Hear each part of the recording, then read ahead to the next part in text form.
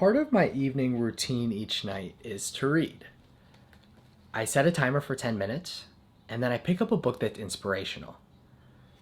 Recently, that book has been The Book of Joy, a series of dialogue between the Dalai Lama and Archbishop Desmond Tutu that has been compiled by Douglas Abrams from a week where they were all together and when they were discussing joy and how to find joy in our world, in our modern world today.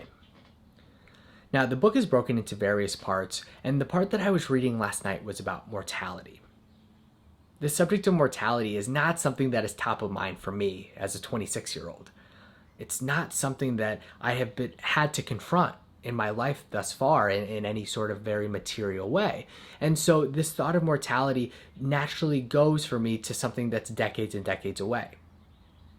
But I recognize that that is not necessarily what I believe to be the correct mentality, because those decades and decades that I mentioned, none of those are promised. So what I've been doing is I've been going through this mental exercise lately that projects forward into my future mind. I'm trying to project forward into the mind of myself on my deathbed. Not a specific year, not a specific time, but where I'm on the verge of moving on from this life.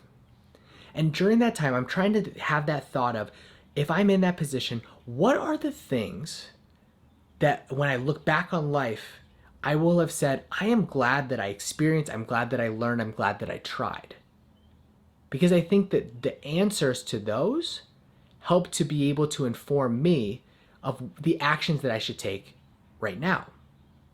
Because in the present, with this assumption of so much time in the future, it can be very easy to put off the actual right thing. It can be easy to be distracted by watching Netflix for a series of time, by doing activities that don't really matter in the grand scheme of things, by just trying to keep myself busy. But instead, whenever I project forward to that part where realizing that there is a limited amount of time left in my life, it provides so much clarity. And so I think it was going through these reflections that helped me to relate much more to this specific passage that I was reading about last night. This passage that I read right before sleeping and was the first thing that I thought about whenever I woke up. The passage goes like this. There was an ancient Tibetan master, and he said, "The true measure of spiritual development is how one confronts one's own mortality. The best way is when one is able to approach death with joy. The second best way is to be able to approach without fear. And then the third best way is to at least not have any regrets." And I read those words, and I let them sit. Honestly, I let them sit all night while my mind was moving around.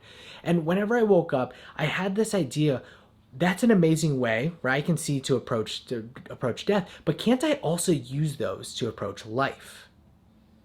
Can't I approach life in a way where, at a minimum, I'm not going to have regrets? I'm going to live my life in the manner where, all right, if I really think it's something that I would want to do, let me go and let me experience it, let me try it. Or even better, can I go without fear? And maybe not without fear, because fear, I think, is something that naturally comes up within. But instead, am I able to live in a way where the fear comes and I act anyway?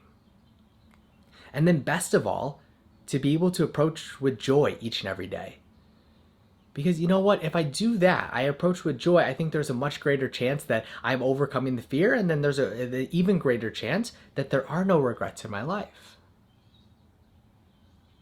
And so that statement, it's had a profound impact on my day today. And I suppose I'm recording this so that I will be able to look back, and it can have a profound impact on future days whenever I watch this. Remembering this approach, remembering that even whenever things are hard, difficult, like I can still choose one of those three frameworks in which to act.